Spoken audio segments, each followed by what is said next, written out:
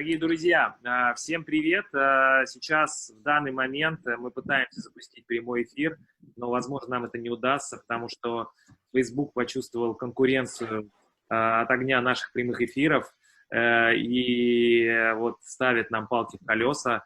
И, несмотря на это, мы записываем этот эфир, и вы его увидите в записи, и даже с переводом нашего австралийского гостя Брэдли Хиндла. Многие знают Брэдли. Это человек, который долгое время работал в Санкт-Петербурге по приглашению Льва Разумовского и Алексея Северинова. Человек, который приложил, так сказать, свой иностранный опыт в развитии питерского комьюнити, был в топ-50 игроков PSA и выступал на различных международных соревнованиях, представляя Мальту.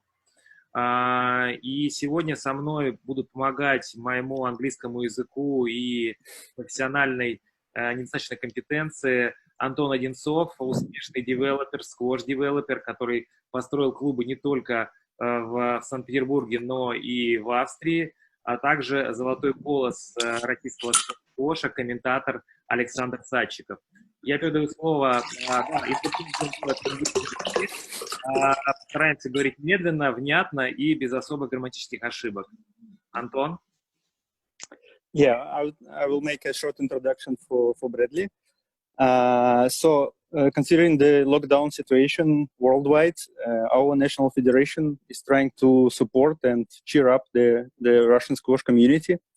So we are doing different activities online through our social media, including online workouts, interviews, and other activities, cheering up our professional squash players and the community.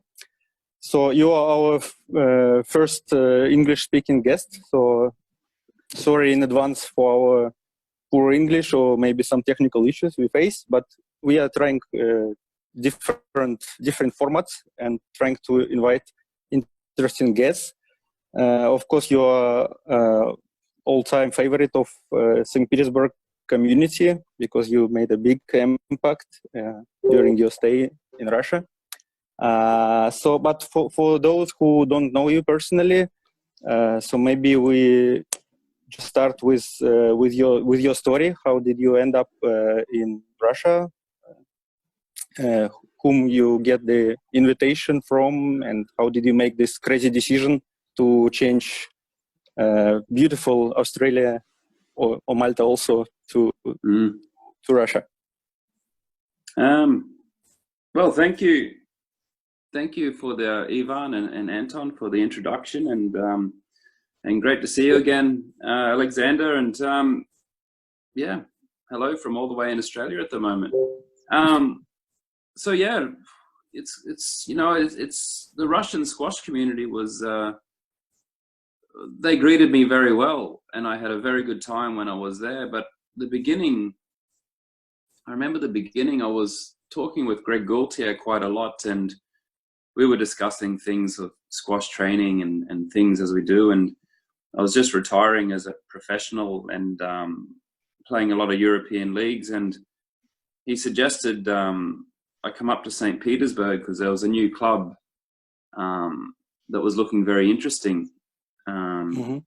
So he invited me up and got me in contact with the then owner at the time. And as everyone probably knows who it is. So they flew me up for a meeting. It was within 3 days and very, very random. I was actually preparing to look at either buying a club or getting into some coaching and development work in America, or I was looking at my options after my squash career. But when I come up and I met the owner of the club, and I met Alexei and I met you gentlemen there at the time, and it felt right. It's one of those things, you don't know exactly what it is, but it feels right at the time. And it turned out to be true. I really enjoyed it. In a sentence, we can go deep into it, but it felt very right. And from the moment I come in, I really felt at home, not just within the RC club, but I was thankfully for all the Russian squash players, I was accepted and I was appreciated, and I can really say that the Russian squash community got my very best energy and attention, and still to this day I really want the very best for Russian squash or squash in Russia, whether it's you know, a very beginner kid who's never played squash before, or a senior player who loves getting on the court every day. I'd love to see more of it and taken up more of in the schools and the community. So no regrets, but give us something which was the most surprising and pleasant experience, and at least one negative. What was the most frustrating thing? Most surprising was how engaging the squash community were to really take up and learn squash. You know, you go to some old squash communities, some countries that have been playing it for 100 years.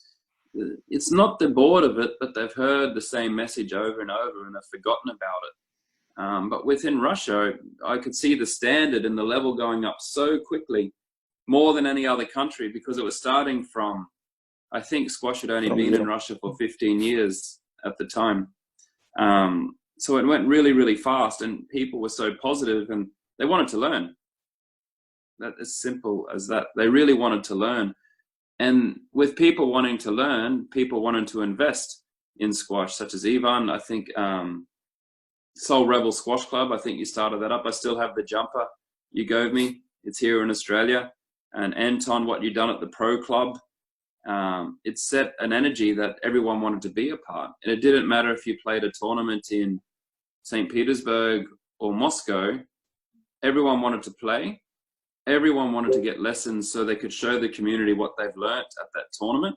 Then everyone wanted to celebrate and socialize at a social gathering at that night. And for me, that's the best mentality to grow a good squash community, you know. And there's no negatives, none at all. Come on. No, I'm being honest. I tell you why.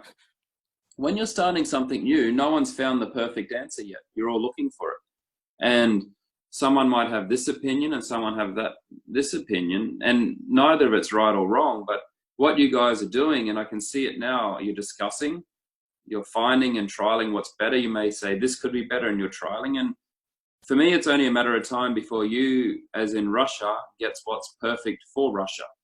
See, I can give you something that's perfect in Malta or my scenes in Australia, but it may not work in Russia. And what I see the Russians doing, they're getting a little bit from there and a little bit from there, and you're making it localized for your community. And, you know, it's different from Moscow to St. Petersburg. It's different from Siberia and I forgot the other city now. You know, everything's a little different, but you're making it work together. And there's something unique in Russia that no one else has in the world, is you have 9 different time zones. So you have to work with different types of time zones and people to get a more national thing. And, you know, no one's got all the answers today, but I can see you guys are working together to try and get the best community possible. And as I mentioned before, I remember sitting at home and I read on the Facebook page that the women's team went from 3rd division to 2nd division. And I had a really good smile on my face. The young lady, you know, yeah, all your juniors are starting to come up and make a name for themselves. You've even had a number 1 in Europe, which is great. So for a country that's very young in squash, you should be, first of all, very proud. And I know there's a lot of discussions on which way it could be done better, but you should be proud of that everyone's got the energy to make it better. The day that stops happening is the day you guys will get better. Won't get better, sorry.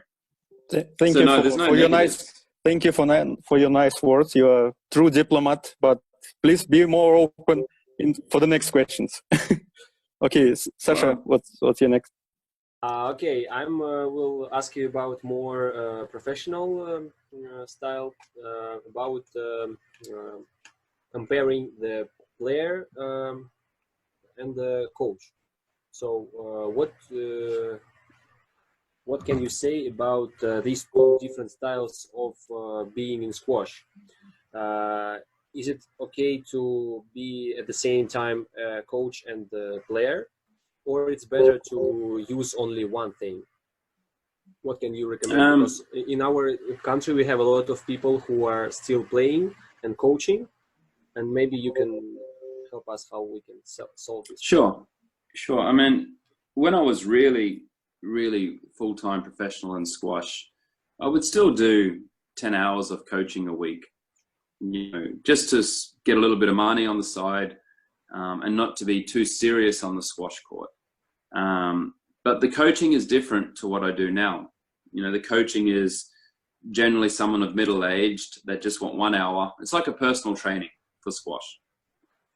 But if it's different, if you're developing squash, which is a different type of coaching, you know, if you're developing a junior program, or you're developing, say, for example, Vlad Titov, who's a young gentleman that wants to be professional, you can't really be a player then. You have to be very unselfish. You have to give a lot. You have to understand also and teach the player, he's not how you learned how to play squash. They're learning different. So you have to learn how they teach. You have to really, it's really a full-time job. And it might not be full-time on the squash court, but it's full-time trying to understand and think what is going to be better for this player. How will this player be a better person and a player from your coaching today? Now that decision doesn't happen on that squash court. That happens in the thinking when you wake up in the morning. It might just hit you driving to the courts. So you can't do that when you're a full-time professional player. It's a different style from there. I always encourage professional players to coach, but only a little bit, just to give back to the community a little bit. That's important for the game. But when you're a professional coach, then you have to drop your professional game, your ego, all these things that make you win. You have to just put that to the side, and we say, now you're in the passenger seat. You're not the driver anymore. You have to let someone else drive the car, but you've got to put the fuel in for them. You got to make sure the tire's okay. In a matter of words, that's how I'm trying to explain. So yeah, it's a different ball game now. And to be honest, when I first finished as a professional player, I was asked to coach a lot of top players, and I did, and it's no problem. I helped many players, but now my real passion is getting an 8-year-old kid and to under 13s and make them want to play for the rest of their life. And not just doing that for one kid, but doing it for 100 kids, 300 kids, and teaching the coaches to get into that. That's my incentive. I think it's very easy to get a professional player good. I think it's easy because I know the techniques and what you need to do. It's just whether they want to do it and whether you have a good relationship, that they believe you, and that you have a shared vision for that person, and not a shared vision for the coach, but for the athlete. But the real test for me is now not having one kid in the top 10, but having 100 kids playing, and maybe 5 kids in the top 10 and another 40 kids in the top 100. You know, that's my next step as a coach, as a development. And that's a challenge for me as well. But I'm passionate, and that's where I want to learn. And, you know, I'm still talking to all the great coaches, and, you know, we share ideas, like we're having Zoom chats now. And so, yeah, there's many different types of coaches, and it's changed now, you know, and I'm turning 40 this year. When I retired at 33, I was a complete different coach and objectives to what I am now. And I think I'll be different again in another 5 or 10 years, and embrace the change. And that's what I think is important. One thing's for certain is change will always happen, but you have to embrace for it and allow for it. And how are you going to give back? How are you going to make it better for the kids? You know, not just the pro kids, but the other kids, and also the other coaches, because the other coaches are looking at you for answers as well, which is important. So you have to work with them. So in this case, you will say that you prefer more coaching than playing, yes? So you oh yeah, enjoying it more, yeah? Absolutely. Yeah. I play for fun, and I play for health. I play to stay fit. You know, I don't want to be a peak athlete anymore, because to be a peak athlete, you got to be very selfish. You got to watch what you eat. You got to sleep at the certain times, and not just do it once, but you got to do it every day. And you can't miss a day. You got to be very disciplined. You got to be very balanced up here, and not just 1 week, not just 1 month, on a continuous cycle from that. And only then you may have a chance of getting your full potential. So it's very, very difficult. As a coach, you can relax and don't be so selfish, and all your energy can be put on the group of children, or that maybe that one professional player that you're coaching. You know, it's a giving, which is good. And when you're a professional player, you're taking a lot. You know, you're taking resources, you're taking time off people. You know, you're taking time off the squash court owner, you know, who's donating a squash court that's probably losing so many rubles an hour by having you on there. You know, and for the young professional, I always say, you know, have appreciation for what's going on, and that will do you a lot of positive for the future. You know, and people want to help as well. You know, people want to support someone who's positive and really wants to make a good impact for themselves, because it's motivating. It's motivating to see. You know, I'd rather have one kid who's not the highest level, but training every day, talking positively, working hard, than someone who's the highest level, who's, you know, he's not putting away his gym equipment. He's not cleaning his sweat off the floor. I don't want those people. You know, I want the kid that's showing up every day. I don't care if it's male or female. I don't even care what age, because that attracts another energy around to the club. And that's the number one, because out of that, for sure you will get a champion, because it breeds. Remember, environments breed champions. If you set the right environment, you're going to get the right outcome you want. And so, am I speaking too fast? Sorry, I've been in Australia for a few years now. The speed is okay, but you're a real, you know, professor. So we listen like, you know. Yeah. I think it's a sign of the heaven that we can't make a stream from our meeting, and when we put it on Facebook with the text, it will be more useful for our players and our community. So you told something about environment, and I will ask you about the squash community in Australia. Who's these people who play squash not for sport reason, but for fun, for lifestyle, and so on? Because now in Russian, if you look to the Russian community, it's about I think 90% people who play for fun, and only 10% play serious, which is perfect. That's the number you want. You know, in Australia, let me give you some statistics. Everyone loves statistics in Australia, right? Well, let's talk about where I'm from, Queensland, which is a sunshine state, they call it. And the capital city is called Brisbane. Okay. In the 80s, where I started playing, there was 140 squash centers. Okay, think about that. In a city of 1 million people. 180. 140. Okay. 140. Right. There was, in 1 million people, there was 32,000 registered squash players. Okay. That's a lot. And they say there's another 80,000 non-registered. So nearly, just say 100,000 people in Brisbane playing. It's not bad. That's 10%. 1 in 10 people played squash. Okay, and out of that, you had your world champions like your Rodney Martin, your Michelle Martin. It bred numbers. It was a numbers game. Okay, now there's 9 squash courts left in Brisbane. I bought one of the few remaining. Okay, and you know, there's many reasons by it, but it's changed a lot now. Now the people that play is all masters. So our biggest community is the masters. So over 35s. And now it's the juniors again. The juniors has really picked up, but in the middle is small.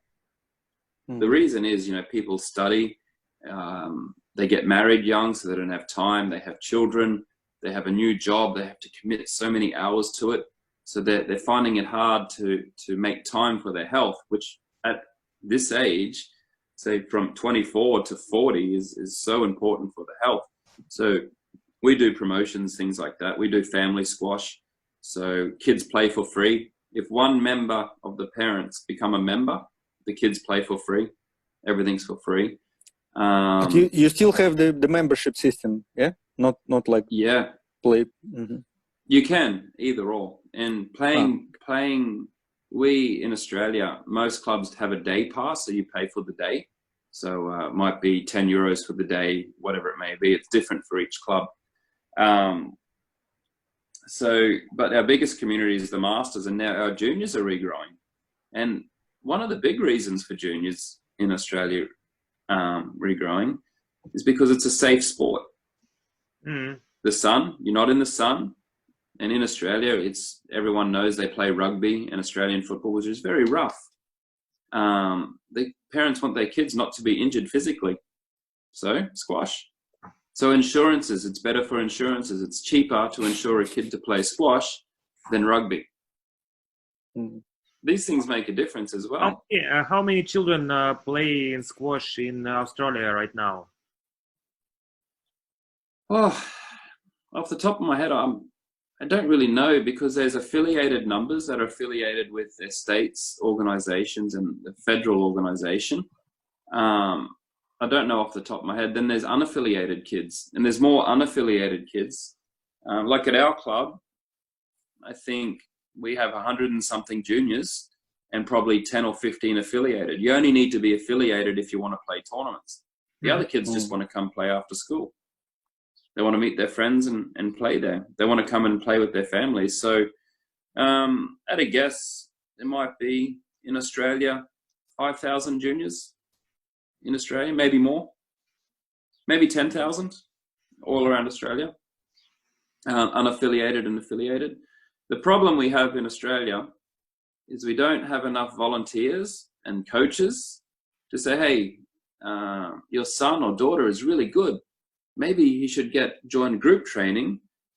And if he gets group training, he can represent the city or the state.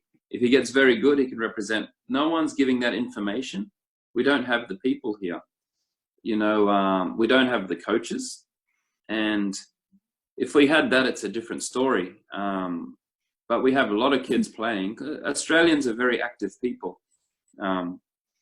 So they want to play something. If they don't play squash, they're playing tennis. If they don't play tennis, they're playing running outside. They're going to do something. It's up to us that when they do come to squash, we make them motivated and they have the information in the brain. And we talk to the parents to say, this is very good. This is where you can go. And squash is not expensive. For a child to play squash and all the tournaments for a year, for the whole year, might cost the parents $1,000 in Australia. Less, depends how far they want to go. With other sports, it might be $1,000 a term, and there's 4 terms in the year. And the volunteers that do help, they're happy to get on the courts and hit with the kids, but we just don't have enough volunteers and coaches. We have some coaches that want $100 an hour, 60 minutes, and that's it. But for me, that's not coaching. You're a personal trainer that just wants to put money on the table. I'd rather charge 100 kids $10 each per week. It's a better economy, and then the ones out of that want to play professionally, you can help more. Sorry? And what about government? Do they help you to develop new champions or just to help with the kids with the money, with some scholarship? Yes, they do. The governments are very good. But the governments are here and the sports here. We don't have a person in the middle connecting the communication for both.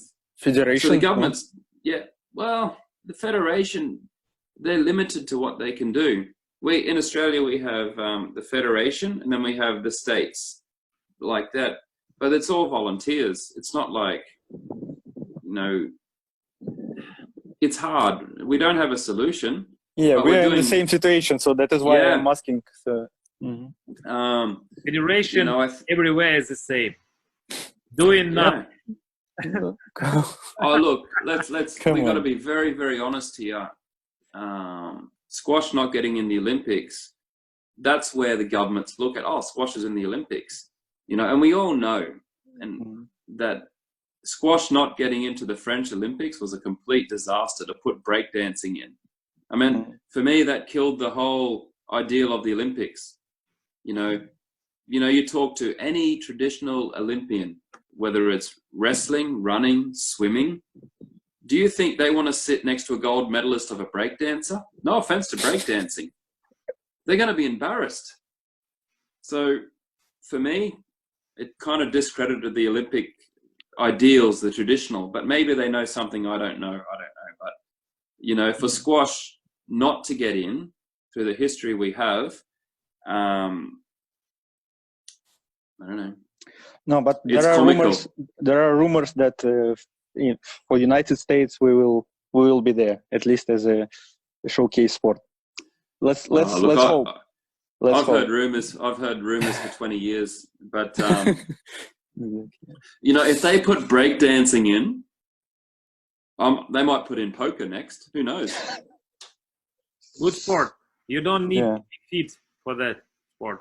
FIFA right. Or something like this.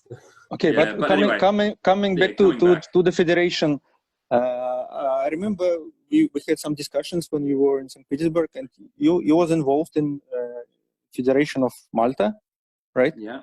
And was it different? I remember you were also not very happy with the federation there.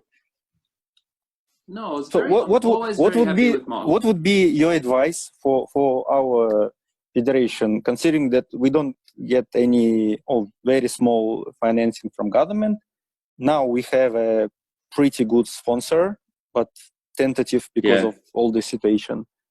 Sure. So what would be your advice, how we move forward? Okay, let me give you let me start off why I think Malta did very well. Malta did very well because it was a group of volunteers that were passionate. Okay. That's what we have, yes. Yeah, and I see this, and I can see this. Now, passionate people bring passionate ideas. Everything's on the table. They want. Now, sometimes they don't agree, but they always come to the best conclusion. Now, what I'm really proud with Malta is that it's a working association. We've done 3 Commonwealth Games where we finished in the top 16 in the world for Commonwealth Games. Now, we're an island, 400,000 people, we're nothing. But for such a small island, we really stepped up and done it. And the association was great. They said, look, we need coaching. Okay, we spoke to them about that. We need this. And we found a solution. Maybe we didn't have the solution today, but we worked on it and we worked on it. And we didn't take anything personal. If someone didn't agree with someone's idea, it wasn't a personal thing against the person. It's just that they thought it could be done a different way. And once we all learned to accept that, we all went up and we did very well. Ivan, that's the message for you. Okay, sorry, it's internal. I don't understand your Okay. So with Russia, and if I believe I was there at one of the first meetings at the RC club, first, what's your objective? What are the top 3 objectives Russia wants to do for Russia in squash in Russia? You know, is it to have champion players? Is it to have schools playing? Is it to have people off the street playing? What's your objective target? You know, are people affiliated with Russian squash? So in Australia, to be affiliated with the Squash Australia, you pay roughly maybe $90 a year, and the more numbers you get, the more affiliation money you can get, so you can put back into the sport. What's your objective? And once you as a committee or a federation agree to something like that, then how are you going to do it? Okay. Now, when I was there, I was helping a lot of coaches there, because we had a lot of passionate people teaching squash, but they didn't know exactly the best way to teach. So that's one thing we tackled there, or helped fix. So what are your objectives as a Russian federation? You guys. That's maybe one of our problems, because we are just starting, and we have all the fields which need to be developed. So we are trying to solve all problems, you know, develop a professional squash, develop junior squash, and develop leisure squash. And we do not really have like priorities. And actually different people have different priorities. Between. Yeah. So from your experience, what would be the number one? My opinion is juniors. That's a high priority, because with juniors is your future. So I agree with that. In our situation where we don't have, you know, highly ranked professionals, we have very small number of community. So I would start at least put on the first place developing junior squash. Great. But still, for me, we also need to do other things, right? So it cannot be just one target, and we invest all the resources to one. I agree. So maybe develop a junior program and set some numbers goals. So I don't know, you know, one of the objectives we had at RC Club was to have 50 juniors playing regularly there. You know, we set these, how are we going to do this? And then we got that fantastic coach from Slovenia, Sarah Rojnik. She come in and she took that program. She did great. So that was one of the objectives there. Same with you guys. If you want to do juniors, who are your coaches to do it? You know, get them involved, get a junior coaching committee. So where the coaches meet and let them take care of it. But the federation stimulates that committee. All right, that junior committee is over there. Okay, you want more recreational players? Okay, make a committee to do that and set objectives for that. You know, so we are on the right way. Thank you. It's becoming boring for most of the viewers, I guess, because they are not involved. But that's the way we are following. So we made the committees, we distributed the responsibilities, and that's how we're trying to move forward. Okay, by the way, Sasha, it's not easy. It's not easy to get a perfect program. And, you know, one thing when you're in a federation, people, you're never perfect. They'll tell you you're never perfect. And when things are going perfect, they'll never say well done. You just have to accept that's just a part of the job. And same with coaching. When you're winning, people expect it. But when you're losing, what are you doing wrong? It's your fault. You know, and I learned that very, very early on. And you learn to get healthy skin, we say in Australia. You can handle it. That's okay. As long as you know in your heart what you're doing and your team is working together, you know, and you're in the right course, then you can sleep well at night, we say. Yeah, thanks. Sasha? Okay, in this case that we were talking about the juniors, I want to ask you about the kids, because it's a very big problem now that we need to grow up the amount of the kids. What do you think about the amount of tournaments for the kids in the year, in the month, and maybe some camps for the kids? Should it be a lot of it, or maybe less, but with more quality, like enjoying some professional players or professional coaches? Yeah, look, it depends the budget. You know, it's always good to have a professional coach come in, and kids get motivated. You know, they get, you know, excited when, especially a young kid, and they see their idol and they're actually on court with them. Depends on budget for that. I like tournaments a lot. So I like having the junior entry-level tournaments, which is what you are in Russia. And in Australia, we have bronze, gold, silver, bronze events. Same in America. I forgot what it is in Europe now. It's been too long, but always having the bronze level events. So the kids can play an easy competition match, and you only need that one kid to get that one win or that one rally, his first good rally of squash, and he's hooked. You only get that in tournaments. You don't get that from camps. You don't get that from practice matches. You don't get that from leagues. You just need that kid that has that first little breakthrough. It could be that he just served and did a serve return. And then he goes to mum, I love it. I want to play again. Now I want to get a lesson. I want to meet my friend there, and we can play down the court, and we can practice drop drive, whatever it may be. So that's where tournaments come in. And the parents play a big responsibility of supporting the kids, also supporting the coaches, and also supporting the squash courts that are putting this on. So it's, you know, it's a whole support network. And yes, there's winners or losers, but you got to remember that the whole squash scene is winning when everyone's supporting it. That's important. You know, the moment someone thinks they're not going to support it and they just want to play their match and leave, it gets difficult from then. So I like tournaments a lot, and I like regular tournaments. So for example, February, you might always have a tournament in X place, or in January or whatever. There's a calendar that's yearly, and everyone knows that calendar. So the kids have something to train for. Normally summer, you have your summer camps and you leave it all till then. So in this case, I remember you have something like a club league for the adults. Yeah, that's right. And what do you think about the club league for the juniors? So will it be working? Absolutely. If the club can make like a club league for the juniors? Of course.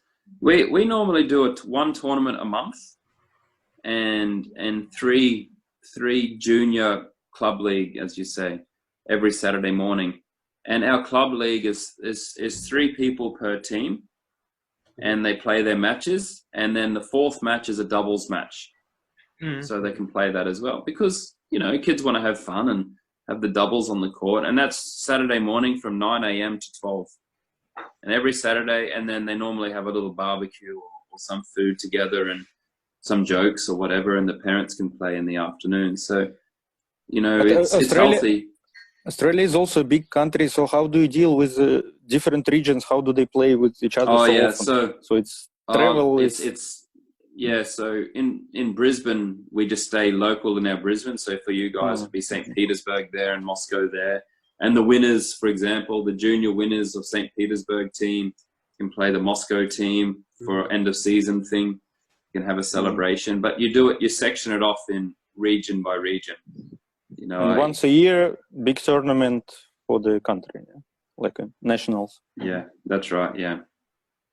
Exactly. That was a very good idea for the club league. I remember when we were playing. I remember as well. It was very motivating to train, because you know that you have to play for the team, you have to play for your club, and I remember you have your very strong team for RC, and everyone. While I was working in Liga, we were very motivated that we have to train. That's what you want. You want that team that everyone wants to beat. You know what I mean? You want to try, because you want to be the first team that can beat that team. Yeah. And that's all part of it. And then the team that gets beaten, they want to train harder so they don't lose again. So that's the motivation for everyone. Yeah. Competition breeds motivation. But I think your team. I think your team was too strong, and too professional, too professional, and it killed the idea. So that is why we stopped the league. But actually, we are thinking of resuming it now in St. Petersburg. Just on that point, for the first, when you start anything off, you always have a review, a meeting at the end. What was good? What could be better? And then you remember you work in 10%, so 10% better each season. As long as you see progression, it's okay. It doesn't matter where you start. If you're lucky, you can start at the top, but it's very, very difficult for that to happen. But, you know, if, for example, what they do here, which is very good that I've seen, is that each player has a rating, right? So line 4 might be rated 1,000 level only. Line 3 might be 1,500 level only. You know, so you're in levels like that, and you bring that in, and the competition's always quite similar from that. So, but you only can do that from learning. That's what I was suggesting back in time, and you refused and made a dream team. Many years ago in different No, I can't remember. Alexi was playing with Bradley in one team. Okay. Good team.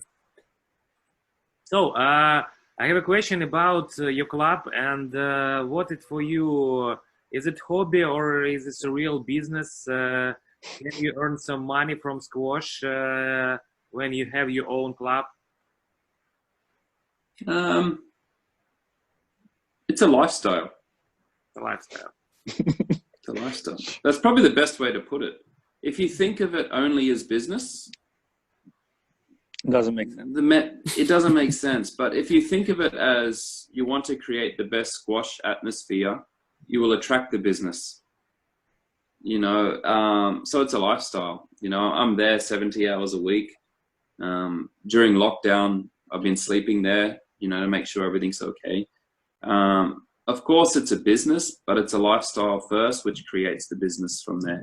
And look, if you're having a bad day and you own the club, and you gentlemen know this, your members will see that, and that will affect the business. If you're having a great day and everything's going well and you're working really well, that will also affect the business. So you've got to make it a good lifestyle and something that works for you. Because if you're doing a good job and people see you're happy, again, it sets the energy for the club. You know, and sometimes you get really tired. You gentlemen know what it's like. You're working so hard, you're putting your passion into it, and you get tired. Have a sleep in, have a holiday, come back when you got the energy. That's also okay. Some self-isolation. Self-isolation, it's good, you know, because you're so passionate on this lifestyle, and squash players are crazy, let's be honest. You know, everyone loves squash. So sometimes you need to take a step back, get your energy back up, and get going again. That's the beauty of the game. That's why we love it. You know, and so yeah, so for me, you know, my goals for the club is that we have the best coaching, not as in professional coaching, but if there's a new kid that walks into the club, that kid wants to play squash for the rest of his life. That's my first goal there. You know, what's he want to learn? Are the parents happy? Do they understand? Do they need more attention? I want to look after that. I want to bring in new members, so middle-aged people from 25 upwards that have never played squash before. Instead of going to the gym, use squash as their exercise. You know, make it social, make it a community, make it a club. That's what we want there. I want to sell squash. I don't want to sell a bar or a restaurant or a gym. I want to sell squash. I want people happy. I think the happy, learning and returning, that's the motto we have written on our squash club wall. Because if they're happy and they're learning, they're returning. I don't know how to translate that in. Great message. Great message for all who want to earn money on squash. You can earn a lot of money, but you can have a very good lifestyle. That's very true, and that's the truth of it. You know, I don't think you'll be an oligarch from squash, but you know what? You'll have a nice lifestyle. You'll be very healthy. You'll have great people around you. You'll wake up every day wanting to go to the job. That's probably the best message. True. Yeah. True. Yeah. Anton. That's a perfect message to wrap our discussion. But maybe you just can have a few words to cheer up our lockdown players who can't wait to come back to the courts, and also we as squash developers, we also can't wait our clubs to be open and welcome back our clients. So maybe some words for your Russian friends and fans. Well, I don't want to single out any friends, okay, because they're all good friends there. But I miss you all very much. I think of you guys many times a day. I hope you're all safe and very healthy with your families in Russia. And don't worry.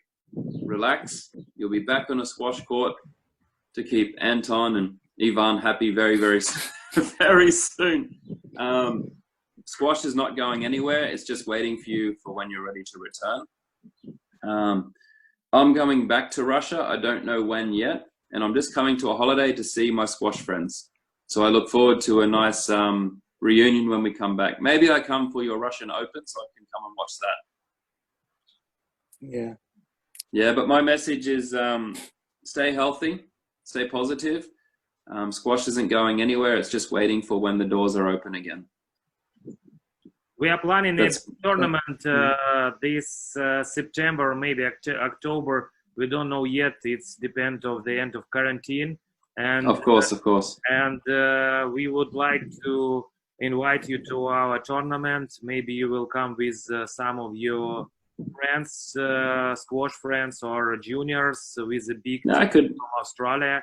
And from all Russian community, we will do our best to good time in Russia. So please come to Russia, and I think it will be very nice. Yeah, on that, I look forward to coming. I will bring some people. I've got some sort of young professionals. I'll bring them along. They want to come. They want to see the country. From my squash club at Daisy Hill in Queensland, we invite any Russian player that comes to our club. You're my guest. Mikasa Sukasa. Okay? Okay, thank And you. maybe we should make some agreement between the Russian Federation and our squash club. I'm happy to do that. Mm-hmm. We have a chief for all foreign nets. It's Anton Odensov. I think he will make all the papers to do such conversation. Okay, and we can put. Let's- Actually, have you seen? I've got the Russian flag up on my squash court wall. No, you're not Yeah, very I do. active. You're not very active in Facebook, so. No, on Instagram. Sure. Ah, okay. Hang on, let me show you. Ah, yes, you can see it. All right. Okay. Can you see here? Yeah. Mm-hmm. Right at the bottom. I've got the Russian flag there. I've got all the countries I've coached at on my wall, and I've got the Russian one there. So here's the deal. When you come over, you have to sign the flag. Of course. Okay. Never been in Australia. That's gonna be my next trip. That's I think- okay. You'll get a nice suntan, Good Anton. motivation. We can make a good team and go to Australia. Thank you, and Sounds good. see you in Russia. See you in Moscow. Yeah. Thank you, Spasibo Bradley, for your большое. time. That was Thank you great for having discussion. me. Thank You you. take you very care. much. Anytime, guys. Bye bye. Stay well. Thank you. See you on the other side. Yeah.